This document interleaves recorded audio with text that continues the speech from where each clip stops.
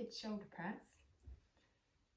So choices, if you've got two weights that are the same size, have one in each hand and you do both together, but if not, one side at a time is absolutely fine.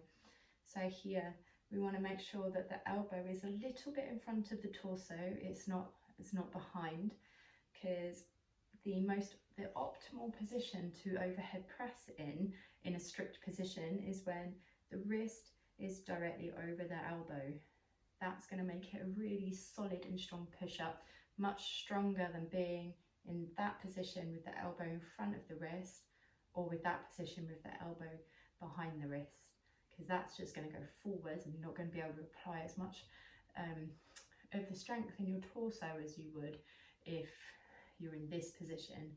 This helps you to engage here with your serratus anterior, your abdominals, your lats, everything works together, whereas changing the arm position can alter that. So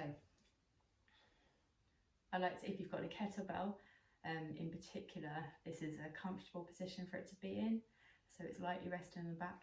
If you've got dumbbells, then you still want the weight of the dumbbell to be pressing in that part of your hand, because then that will stop you from over bending the wrist.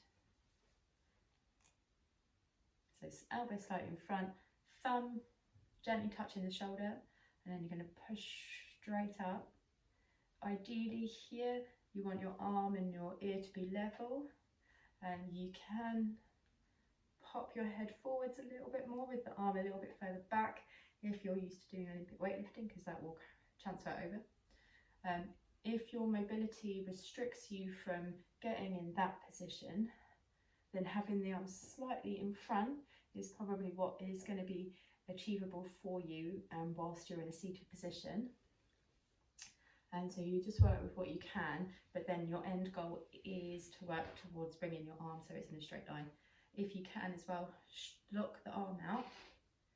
Try not to bend it too much. But again, if your mobility restricts you, then maybe you need to push outwards slightly rather than straight upwards, and that will make it easier to straighten the arm. If you can't sit comfortably with your legs out straight, you can bend, sit cross-legged, or sit with the soles of the feet together. This is probably the best one to do actually if you can't get your legs straight, because it still enables you to have your legs at a longer reach, so it helps with counterbalance and stops you from toppling forwards or toppling back.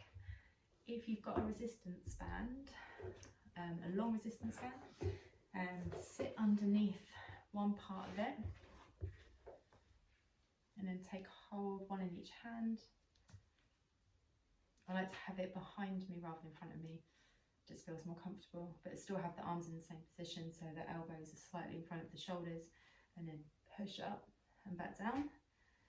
So here when you're pushing up, this goes across the board for all of it, you're pushing up from your lats. It's not just your shoulders that are working. If you engage your bigger muscles underneath, it will make that reach up a lot more achievable. Also something, whichever variation you're doing, something to think of is when you're pushing up, not to like flare the chest up, not to overarch the lower back to help you get there. So again, that's a tight abdominal contraction that's going to be able to assist you on that. If you only have a small band,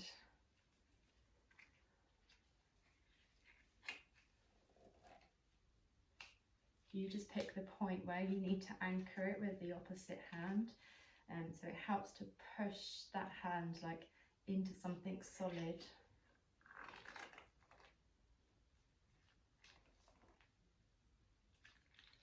Whichever variation you do.